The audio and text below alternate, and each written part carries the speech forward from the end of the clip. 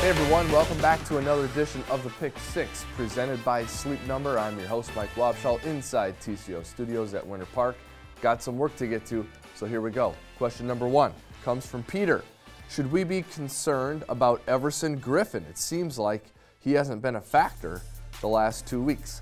I don't think so. Everson's got like 1 million sacks over the last few seasons, and he's got 13 this season. He's had another good campaign in 2017. Remember last week, the Vikings changed their strategy in the middle of the game. They decided not to go after Brett Hundley, to go with a 4-man rush, drop 7 into coverage, and prevent Hundley from running. It's a strategy that worked because the Packers scored 0 points. Everson's going to be just fine. Mike in Houston has the next question. Who will fill in for Nick Easton? Nick did an amazing job for the Vikings this year. I wish him a speedy recovery. I agree, Mike. A great season for Nick. He was part of an offensive line that was vastly improved this season. Don't underrate his performance and his part of that. But the show must go on. I think Jeremiah Searles is an option to replace Easton this week, but there are other options. Rookie Danny Isidora is an option. What about sliding Mike Remmers to guard and playing Rashad Hill at tackle? That is an option for the Vikings. Hey, look, we have offensive line depth. Isn't it awesome? The Vikings will be just fine without Easton, but we do wish him a speedy recovery. The next question comes from Jim. The Vikings had some terrific red zone offense numbers a few weeks ago. Those seem to have slipped of late. Is this a concern?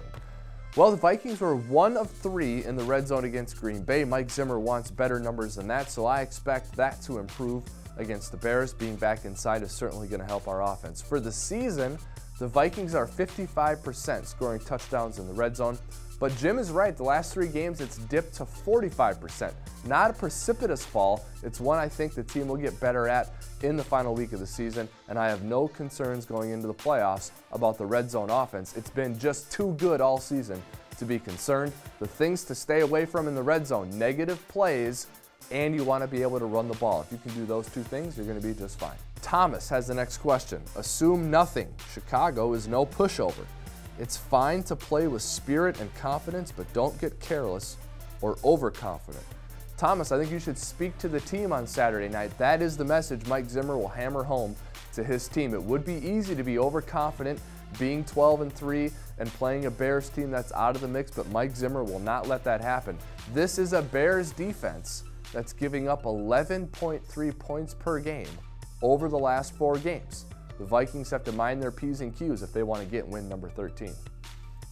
Mark in Connecticut asks, if the Vikings get the 2 seed, which of the remaining 3 to 6 seeded teams present the biggest challenge for Zimmer? Well, let's look at this from the Vikings defense perspective, because he said, what's the biggest challenge for Zimmer? So we're looking at the other offenses in the playoff field. It's the Panthers, Saints, Falcons, Rams, and potentially Seahawks. I think of those teams, first of all, it's a loaded field. The NFC is wide open, and any of those teams can come out of the NFC. But when I look at those teams, how about the Saints and their offense? They have a really good 2-headed rushing attack with Mark Ingram and rookie Alvin Kamara. Michael Thomas is a pretty good wide receiver. Ted Ginn has a lot of speed.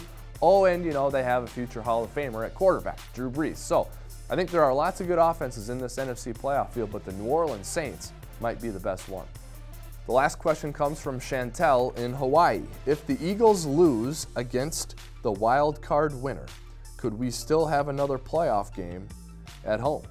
Yes, we could, and that's why it's so important for the Vikings to win this game against the Bears and make sure they get the 2 seed, because if the 1 seed falters in the divisional round, the NFC Championship game would be right here in Minnesota.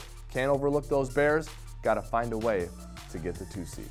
That's it for this week's edition of the Pick 6. We'll be back next week with a playoff edition of the Pick 6 presented by Sleep Number, so please continue to submit your questions into the email address at the bottom of the screen. In the meantime, stay tuned to Vikings.com for more coverage of your favorite team.